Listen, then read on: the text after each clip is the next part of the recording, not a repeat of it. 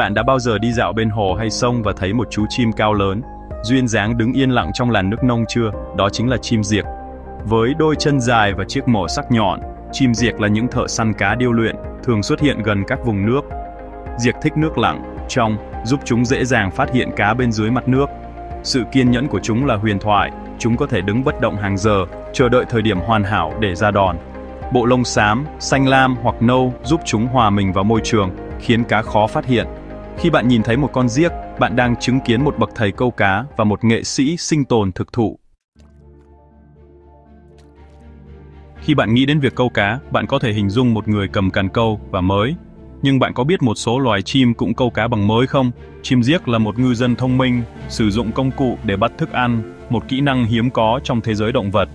Chúng đã học cách dùng các vật thể làm mới, cố tình thu hút cá để dễ dàng bắt được. Hành vi này, gọi là câu cá bằng mới, là dấu hiệu của trí thông minh cao. Chim diếc phải chọn đúng vật thể, hiểu rằng nó sẽ thu hút cá và sẵn sàng ra đòn đúng lúc. Giống như một ngư dân kiên nhẫn, chim diếc dùng mổ và sự kiên nhẫn để đánh lừa con mồi. Không phải tất cả chim diếc đều làm điều này, đó là một kỹ năng học được hoặc tự khám phá. Các nhà khoa học đã quan sát chim diếc thử nghiệm với các loại mới khác nhau và hoàn thiện kỹ thuật của chúng.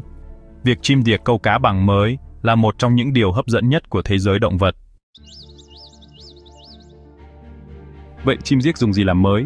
Nó không có hộp đồ câu, nhưng nó rất tháo vát. Chim diếc sử dụng bất cứ thứ gì chúng tìm thấy, những mẫu bánh mì nhỏ, lông, lá, cành cây, thậm chí cả những cái mảnh nhựa. Trong các công viên, chúng đã học được rằng bánh mì thu hút cá, bắt chước những gì chúng thấy con người làm. Một chiếc lông nồi có thể bắt chước một con côn trùng đang vùng vẫy, dụ dỗ những con cá tò mò. Đôi khi, chim diếc sử dụng côn trùng sống, thả chúng xuống nước để dụ con mồi lớn hơn.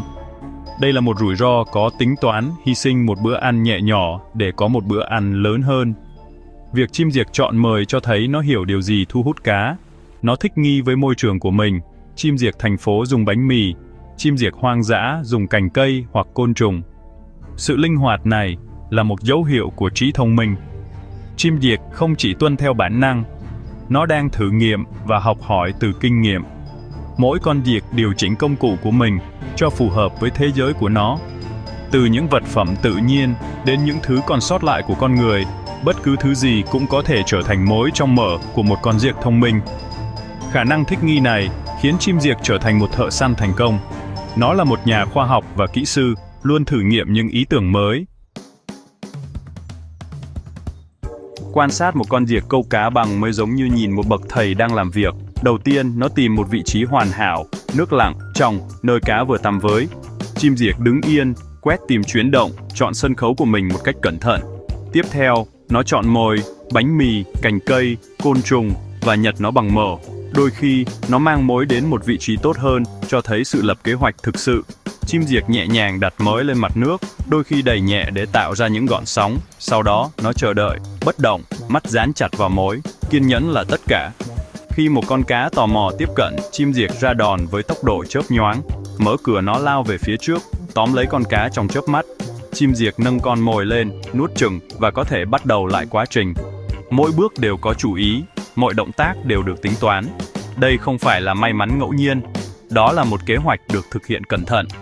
Việc câu cá của chim diếc là sự kết hợp của sự kiên nhẫn, độ chính xác và trí thông minh. Đó là một màn trình diễn hàng ngày được hoàn thiện bởi tự nhiên.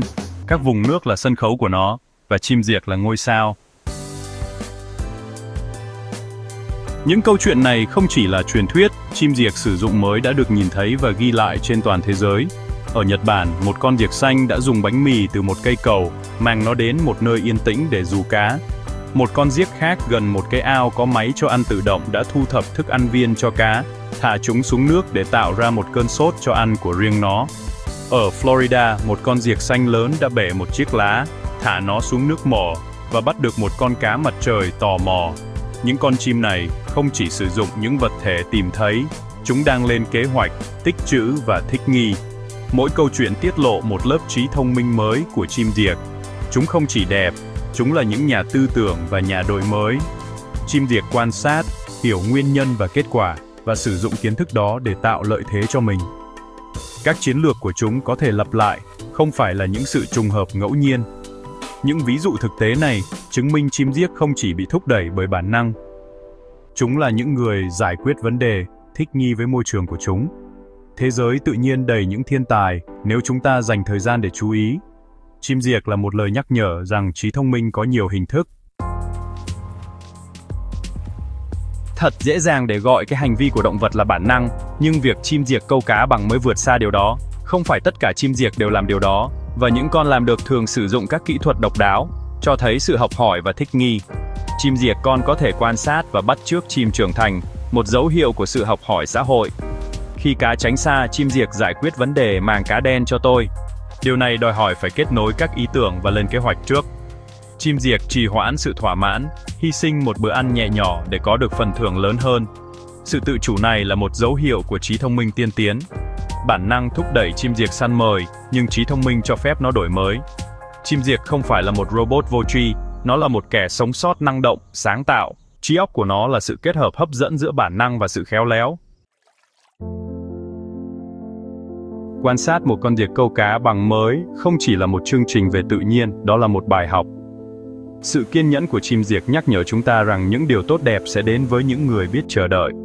Sự tập trung và tĩnh lặng của nó dẫn đến thành công, dạy chúng ta cách sống chậm lại và hiện diện.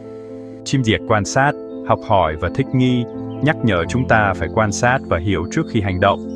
Nó tháo vát, sử dụng bất cứ thứ gì có sẵn làm công cụ. Sự sáng tạo này truyền cảm hứng cho chúng ta để tận dụng tối đa những gì chúng ta có. Những giải pháp đơn giản của chim diệc cho các vấn đề phức tạp là một mô hình để tư duy đột phá. Trên hết, chim diệc khuyến khích chúng ta luôn tò mò.